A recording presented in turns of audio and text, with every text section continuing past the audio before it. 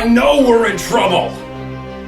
But don't worry, I have one more trap ready in case this happens. Nerve gas flood of living room on standby. Now we're talking. This'll flood the other room and kill that son of a bitch. Nerve gas flood. Malfunction. What? Flaw detected in nerve gas line. Repair time estimated 45 minutes. This door will never hold that long. I'll break it down long before you can hope to save yourself. I know, but there's nothing else I can do! I guess I'll just have to review a movie. And theme song!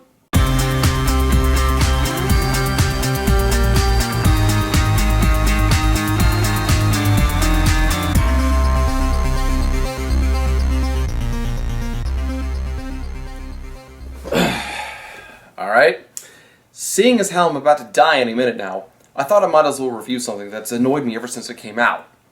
Something based on a classic, something with so much, yet so little effort put into it, that once you scratch the polish off the surface, it's a wonder how it ever became popular. I'm talking about a movie that betrays its source material. I'm talking about a movie that goes straight for the action and romance and damns everything else. I'm talking about the movie Troy. This is it, guys. The big one.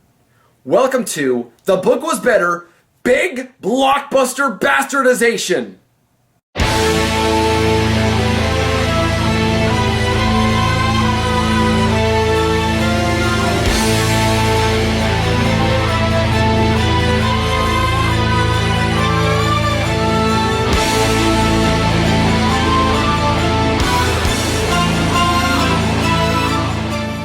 This is one of those films that you either enjoyed or didn't really care for.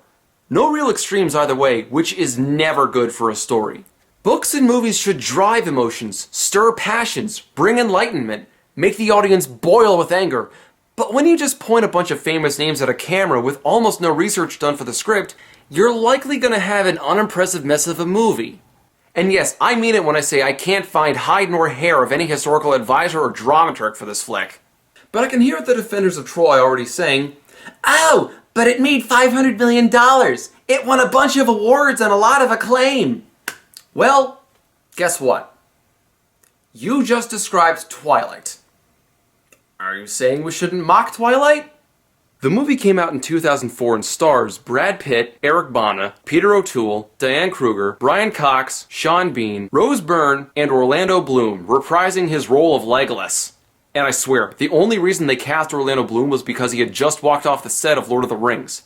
Seriously, they needed a young, attractive archer to play the part of Paris. And trust me, the plagiarizing gets pretty blatant near the end of the movie.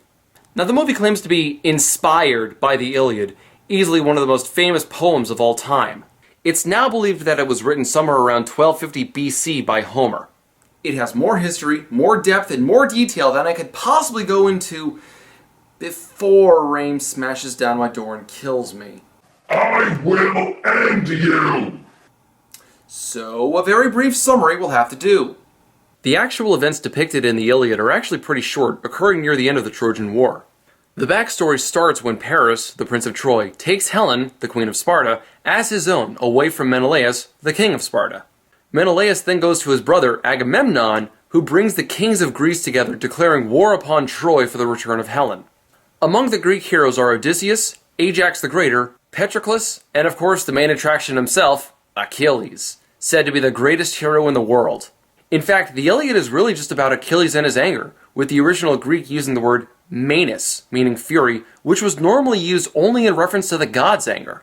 The actual poem takes place after the war had been going on for several years, and the tensions are high among the Greek soldiers, particularly between Achilles and Agamemnon. Everyone wants to go home, but Agamemnon, too prideful to give in, presses them onwards. The Greeks and the Trojans clash back and forth in battles so severe that even the gods take sides and get involved on several occasions. Hell, the gods begin to fight amongst themselves for some of the war, griping over who should win. The poem actually ends after the Trojan prince Hector is killed by Achilles, his body defiled, and then returned to his father, but the story of the war continues. Several heroes die, and there seems to be no end in sight until Odysseus, clever as he is, designs what will become known as the Trojan Horse. The Greeks hide inside the hollow statue, the Trojans think the Greeks have left and take the statue inside the city walls, then the Greeks slip out, open the gates, kill the Trojans, and take the city under cover of nightfall. And they all live together in the house that Jack built, blah blah blah. So, they think they can tell a story that has all that, great action scenes, awesome character moments, and tell the whole thing in less than 3 hours? Well, good luck, because this is Troy!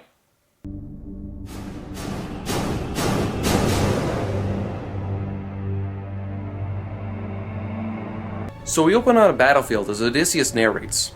Men are haunted by the vastness of eternity. And so we ask ourselves, will our actions echo across the centuries? Will strangers hear our names long after we're gone and wonder who we were? And already I'm pissed off! The overall message of the Iliad was a cautionary tale about pride and divine wrath. But judging by the first line here, we're going to get an action flick about remembrance and glory.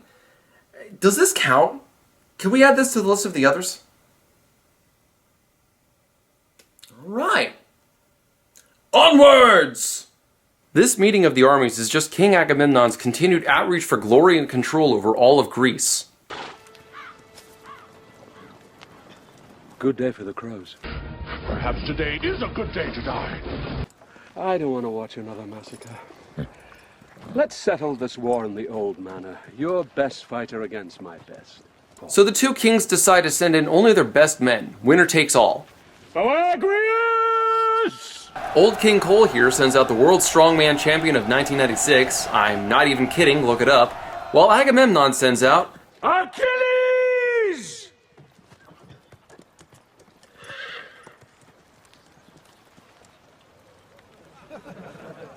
the ancient Greek version of Sterling Archer. You're not taking this mission. You never qualified as a counter sniper. I would have.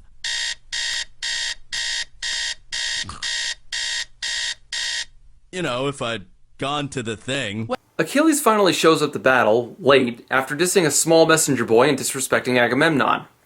Also, was anyone else bothered by Brad Pitt's accent here? At night I see their faces. All the men I've killed. Where? I don't know. Please, I have a son. Get him out of Troy. Imagine a king who fights his own battles. Wouldn't that be a sight? Of all the warlords loved by the gods, I hate him the most. And here I have to ask, why? We see that these two have a shaky relationship, but why don't they like each other? In the Iliad, Achilles is all about honor and personal glory, but he doesn't have a reason to really hate Agamemnon or not show up to battle until after Agamemnon takes away Perseus, Achilles' war prize when they land in Troy. Here, he just comes off as impudent, impatient, and apathetic. Exactly what you want to see in a legendary hero, isn't it? And it's such an easy fix, too. Just add a few lines of dialogue later on. Hey, Achilles, how was your latest battle? The same as every battle. I do all the fighting, but Agamemnon takes the glory. Wow, that guy's a dick! I know, right? Imagine a king who fights his own battles. Wouldn't that be a sight? I mean, they try to write it off with this line of dialogue here, but Achilles is a soldier. This is his job. You don't hate your boss because your boss is your boss. You hate your boss because your boss is an asshole. Or he made you review chick flicks for a month. After Achilles easily bests his opponent, we get to see Sparta.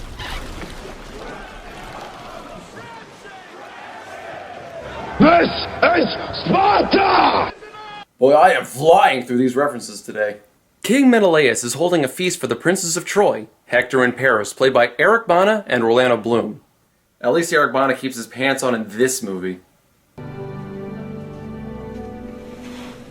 They're celebrating the recent peace treaty between Sparta and Troy, which brings about new chances for trade and economic prosperity. And Paris has to fuck it up by sleeping with Menelaus' wife. They're beautiful. But I can't wear them. Menelaus would kill us both. Don't be afraid of him. Yeah, I mean, he may be a powerful warrior king, but he's also a terrible sexist bastard who would probably kill you at the slightest provocation. Wait. My wife waits for me in Troy. My wife waits for me right there. Wives are for breeding. You understand? For making little princes. Come enjoy yourself tonight. And I'm going to ask that you remember this scene for later. Trust me, it's important. So the party ends well and the treaty is sealed. And then Paris fucks it up by taking Helen home with him. Wait, you fool, listen to me. Do you know what you've done? Do you know how many years our father worked for peace? That's true. He no doubt spent a lot of effort sowing the seeds of peace, and something like this could easily ruin all of that. Go on, King Priam. Tell Paris off. Welcome. Or welcome Helen with open arms and offer no resistance to something that could easily plunge your city into war. Because who needs character consistency? So Helen gets a warm introduction to Troy, welcomed by the royal family and everyone in the city. But there is a risk that Menelaus would attack Troy to get Helen back. A risk that makes Paris wonder if fleeing Troy would be a better option. But this is your home. You left your home for me. Sparta was never my home. My parents sent me there when I was 16 to marry Menelaus, but it was never my home. No! Wait! What? No! Helen was the rightful heir to Sparta. She chose Menelaus out of all her suitors, and Menelaus married into the Spartan royal family. That's why getting her back was so important. He didn't have a legitimate grasp on the throne without her. But no, that's not what the movie would have you believe. Besides, this is the same guy who earlier said, Wives are for breeding. if women really are just for breeding and are so easily replaced, and Helen married into the Spartan royal family, then why would Menelaus care if she walked off with someone? Is it because of personal pride? Sure, that could work as an excuse, but it's far less intriguing of a reason than him fighting for his stake at the throne. Besides, according to the backstory, when Paris took Helen, he also took a fair amount of gold and treasures from Sparta. So yeah, this isn't the happy love story that the movie's trying to shift it to. Paris isn't the naive, romantic hero. He's a selfish coward who's allowed to get away with whatever he wants, and this war is the result of his hubris. But forget using a story to tell a message about the dangers of being selfish, prideful, or a poor guest. Let's ignore the deeper meaning to an immortal story so that Orlando Bloom can get laid. So as the Trojans prepare for war, Agamemnon's forces do the same, gathering the kings of Greece, as well as Achilles, who reluctantly agrees to come along. Although the way this scene is shot, I can't tell if Achilles is supposed to look like a creepy yoga instructor or a Disney princess who yearns for more. There must be more than this provincial life. After the cast of characters is introduced, we get a big action scene with the Greeks storming the beach. And I can't be the only one who feels like he's watching Saving Private Ryan.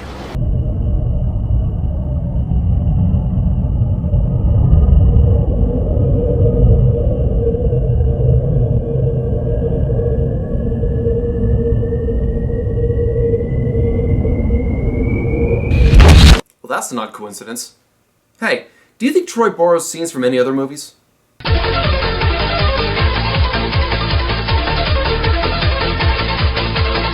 So we get what is a pretty impressive fight scene, complete with the Greeks seizing the beach, as well as Perseus, priestess to Apollo and Hector and Paris' cousin. They thought she'd, amuse you. Like Brad Pitt needs help getting a woman. All he has to do is take off his shirt and then they'll ask him how he wants it. What do you want here in Troy? You see? You didn't come for the Spartan queen. What would all men want? I just wanted more. Oh my god, he is a Disney princess! I want much more than this provincial life.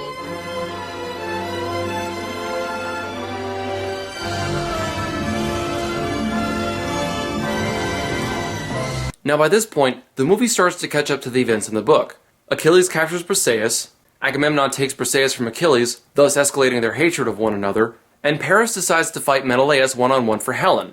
They play out decently, even though this is at the end of day 1 of the Trojan War, and in the poem these events occurred after 9 years. Now this actually kind of works, since the poem doesn't have to be taken literally in describing the 10-year length of the war. Besides, one could make the argument that 10 years was chosen arbitrarily just to demonstrate the longevity of conflict. So the day arrives and Paris prepares to fight Menelaus. But while Paris dons some strong, impressive armor to fight with, Menelaus does not. I accept your challenge, and tonight I'll drink to your bones. I mean, look at this armor up close. It's like it's made of cloth. Not any kind of metal or even leather, just wool or maybe cotton. I'll just wait here for you to get your armor. Nah, that's all the way in the boat. I'll just fight in this dishcloth. Are you sure that's wise? Fuck you, drinking to your bones tonight. So the fight between Paris and Menelaus, like so many others, is a good one. You see things from Paris' perspective, which shows how intimidating a sword fight can be. And just like the poem, Paris gets scared and runs off. And then this happens. The fight is over. The fight is not over. Stand back, Prince Hector. I'll kill him at your feet, I don't care. He's my brother.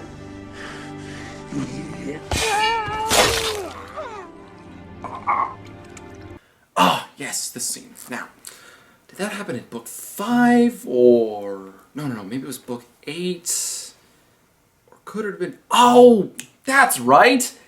Menelaus survives the war!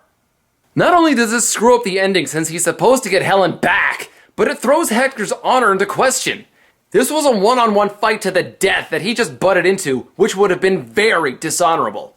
Now, could you retell the story like this? Yeah, sure you could, but there's a problem even in that scenario. This goes against the theme of Greek character in society versus Trojan character in society that the movie's been playing with so far. Not sure what I mean? Well, let's examine that. The Trojans are represented mainly by Hector, Paris, and King Priam, two very attractive men and a kindly old man. All very good-looking people. Now, the Greeks, on the other hand, are mainly represented by Agamemnon, Menelaus, and Achilles. Agamemnon is old and greedy, Menelaus is old and has anger issues, and although Brad Pitt is attractive, he's also rash and antagonistic. Now, why am I pointing this out? Because the movie's been trying to side the audience with the Trojans.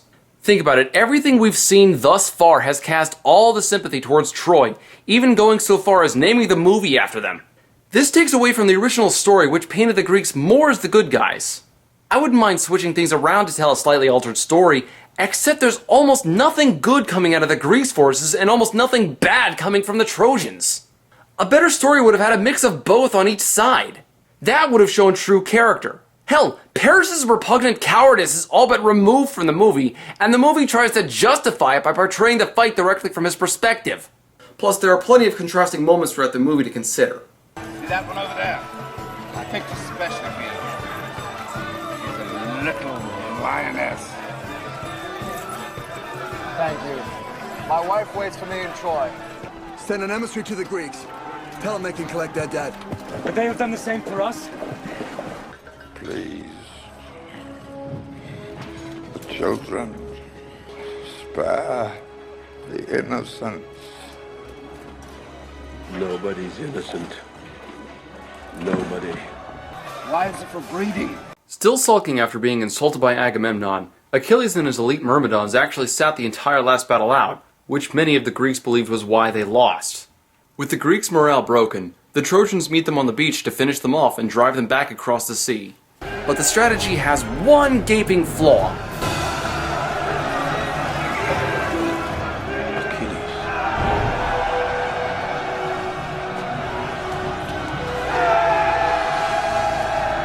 Yeah, now this is a fight! Achilles and his elite badasses coming in to save their comrades in one massive push to fight the Trojans. Achilles even fights Hector in a match so exciting the surrounding chaos subsides. This is amazing. This is spectacular. This is... a major buzzkill! Actually, it wasn't Achilles, but his cousin Patroclus. And I wasn't kidding when I said it was a buzzkill. Not for one day.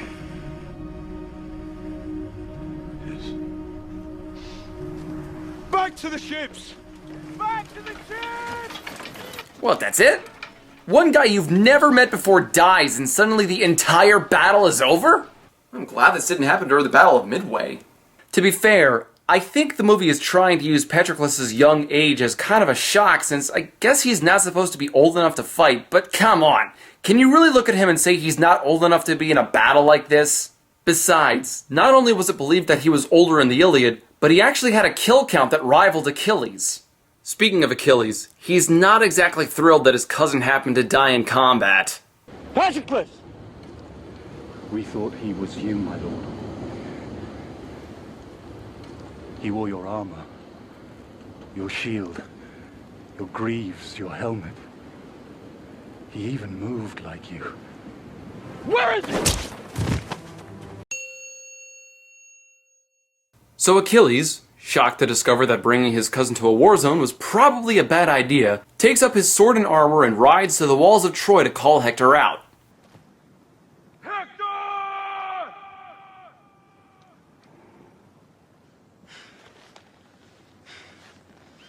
Hector! Hector! A lot. Hector!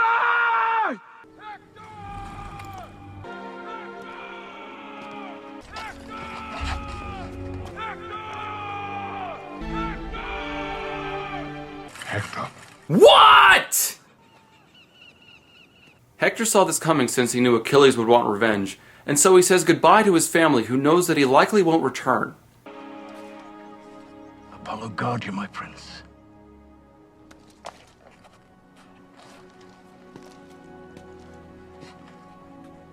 You're the best man I know. I'm going to die because you're a horny little shit. Hector goes to face Achilles, and once again, we get a really cool fight scene. Really, they even present it well. Hector says goodbye to everything and everyone he knows, and there are signs that he's afraid to fight Achilles. In the poem, he ran around the outside of the walls 3 times before the gods intervened and stopped him. But of course, Achilles wins the fight and desecrates Hector's body by dragging him behind a horse-drawn carriage.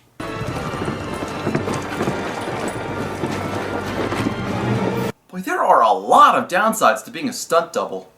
My agent is fired! So King Priam finds his way into the Greek camp, despite it being heavily guarded, and gives what is probably the best line in the whole movie.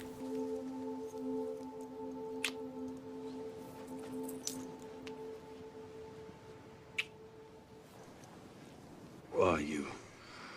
I have endured what no one on earth has endured before.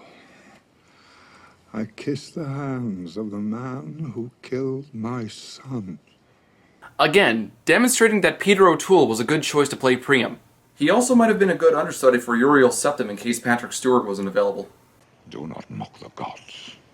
So Priam gives Achilles an impassioned speech and convinces him to return Hector's body. If I let you walk out of here, it doesn't change anything. You're still my enemy in the morning. You're still my enemy tonight. But even enemies can show respect. As an added bonus, Achilles also returns Perseus, even though he claimed that he was never really keeping her in place and in no way indicated that she was stuck in the camp. Although in the Iliad, she was his war prize and biggest reason for hating Agamemnon when the High King stole her away. But fuck that entire plot thread! Let's just clean up Achilles' act and make him a good guy for the rest of the movie. Am I still your captain? You're my guest. Because who needs consistency when you have abs that good? Achilles makes a deal with Priam that no Greek will attack Troy for 12 days so that Hector can be given a proper funeral. And then they put coins in Hector's eyes, even though the Greeks and Trojans weren't doing that when the war would have been fought. Coins were actually placed below the tongue, but again, this movie apparently has no historical advisor. Hell, even Blind Guardian, a power metal band from Germany, figured that out in their song, and then there was silence. So, this is actually where the Iliad ended. I'm not kidding. Once Hector's body was returned, the poem ends on the line, "That was the funeral of Hector, breaker of horses." But of course the movie can't end like that, so they throw in perhaps the most famous element of the entire story, the Trojan Horse. Well, Odysseus, you found a way to make the sheep invite the wolves to dinner. The Trojans, thinking this is a tribute to Poseidon, who in Greek myth created the first horse, take the statue into the city. And as most of you know, it was actually filled with Greek soldiers who broke out and started killing the Trojans within their own walls. Odysseus signals to open the gates, we get a quick shot of some filming equipment, and the Greek army charges inside of Troy and begins slaughtering the citizens and burning the buildings.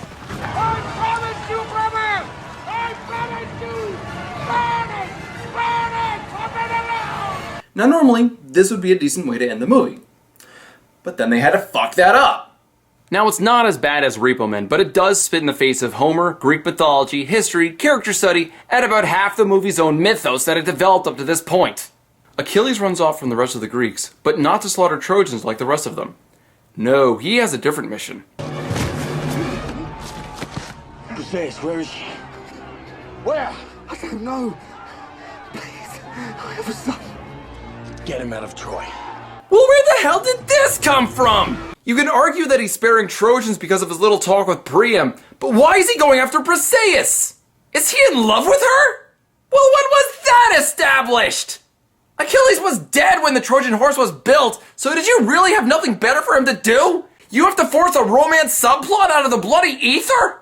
And then there's what they did to Paris. I stay. No. My father will never abandon the city. I can't leave. You ran from every bit of combat you were ever involved in. Stop breaking character! Paris! Save yourself! Okay. This is what I meant when I said they chose Orlando Bloom for this role just because he played Legolas. In fact, he's really just reprising his role here. Paris was also supposed to die before the Trojan Horse was built. His most notable act in combat would be slaying Achilles, but he did it with an arrow through the heel, meaning he did it from range and from behind. Again, a coward's tactic. At least the movie got that right, though it tries to play it off like some heroic moment.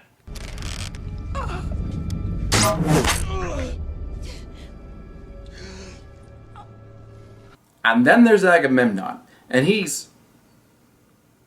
No, you know what? I'm going to tell you what happens in the story before I show you what happens in the movie. Before he left Greece, Agamemnon sacrificed his eldest daughter to the gods for passage across the sea to Troy. So when he got home, his wife Clytemnestra murdered him. Some accounts say she drowned him with a net, while others say her lover Aegisthus slit his throat. Now, let's see the movie's version after he captured Briseis. A Trojan priestess, scrubbing my floors. And a knight. Yeah, not as dramatic, is it? I'd say it's almost like they threw it together at the last minute. In fact, a lot of the ending feels like it was written by an entirely different person. The movie was somewhat tolerable up to this point, but now it's just being sloppy. Character arcs and motivations are just being thrown out the window to quickly wrap up the movie. So Achilles dies while Troy burns. Paris escapes with a group of refugees and gets to live with Helen, despite causing the deaths of literally thousands of people without any kind of punishment for it. And Odysseus gives an ending speech. If they ever tell my story, let them say I walked with giants. And that was Troy. And it was, wait a minute! I just realized. Sean Bean played Odysseus here. And lived through the movie. And he played Zeus and Percy Jackson. And lived through the movie. Guys, we found the secret formula for keeping Sean Bean alive in a movie. It just has to involve Greek mythology.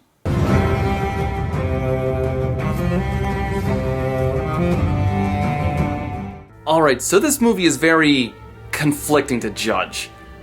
On one hand, it has some of the most impressive fight scenes I've seen in a long while, and the acting ranges from pretty good to downright lovable. However, the message of the movie is a twisted reinterpretation of the classic poem. It goes from a war story that focuses on the flaws of mankind to an action movie with an obnoxious love story shoved down our throats. Letting Paris live was one of the movie's biggest insults, but my guess is that they did it because Orlando Bloom was still one of the hottest actors around then, and they didn't want to kill him lest his legions of teenage fangirls riot in the streets. When you let your actors get in the way of telling a good story, you've just made the first of many mistakes. I might stand alone on the direction the movie tried to go in vilifying the Greeks, but it just bothers me. Were the Greeks perfect? Gods no. But it just feels like the director isn't giving the Greeks a fair chance, almost like he's attempting to rewrite history. And speaking of history, there's also the missing gods to discuss. Perhaps the movie was going for a more likely imagining of the war in a way that may have actually happened. Well, they probably didn't literally have gods swooping down every now and then to save the day, but then again, one can argue that the gods were really just the internal emotions of the Greeks and Trojans being projected symbolically for the readers. But again, if they were going for a more historical approach, then why not hire a historical advisor? Why make mistakes that took me 10 seconds to check on Google? And then there's the scope of the film. Yes, the fight scenes are amazing and the movie did a good job with the special effects, but at the same time, the war was over in almost no time at all. Troy might not have fallen in a day, but it did fall in less than 3 weeks. And 12 of those days were taken up by Hector's funeral games. You'd think the director could figure out how to do a montage, or maybe a time skip or something. Hell, have the Greeks raid a few outlying villages. Troy didn't fight on its own, it had allies just like the Greeks did. Overall, the film's biggest problem is that outside of the fight scenes, there's very little to really drive the audience's emotions. Yes, the sets are great, yes, the cast worked very hard, and yes, the effects are impressive, when the equipment isn't in the shot. But there's very little substance to it, and you might walk away having had a good time, but you likely won't be talking about it with your friends the next day about how amazing or awful it was. It just finishes with an okay rating. In fact, to really get into the specifics of this, I'm starting a new rating system. A new guide to judge the original book, the movie as an adaptation, and the movie by itself, just as a movie. The Iliad is a classic, but it would probably be difficult for a lot of new readers to get into. Still, there is a lot of history and speculation behind it, making for lots of controversial discussions even today, like whether or not Achilles and Patroclus were lovers, not cousins. The Iliad gets 4 out of 5 stars. Or, if you want a different telling of the Trojan War, then I recommend you check out the Age of Bronze series by Eric Shanower. It has beautiful artwork, a great story, and has so far won 2 Eisner Awards. Now, as a movie, Troy is a little long-winded and can meander, but does tell a story with detailed scenes and good acting, so it gets 3 out of 5 stars. The movie does a good job in bringing several scenes to life from the poem and presents them very well. However, the movie is also poorly researched and has several stupid choices thrown in for no apparent reason beyond the flawed reinterpretation the director wanted to tell. As an adaptation, it only gets 2 out of 5 stars. And there you have it. Troy has been tackled, and so has my door. You don't have to do this. If you walk away now, I won't come after you. You already know those won't work. Fight me if you want, but you're just delaying the inevitable. Wait, you said before you can't kill me. What made you change your mind? I'm not here to kill you. I can't let you die, but there is nothing stopping me from binding you in shackles and throwing you in a dungeon. Okay, I think it just made 1,000 slash-fic fangirls squeal with joy. Does everything out of your mouth have to be an idiotic quip?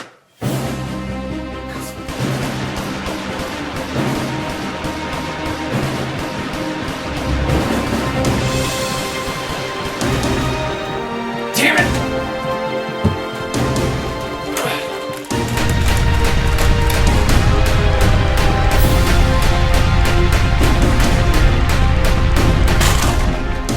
Shit.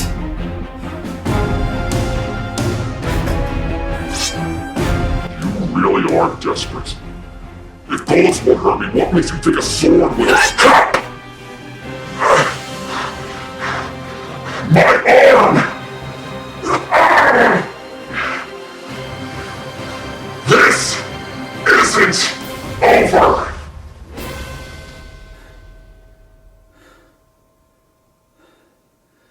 I didn't think that would work. I guess he really doesn't like slash fics, huh? Oh, come on, that was funny. Though, I'm gonna have to look into this more. Who or what the hell is that guy?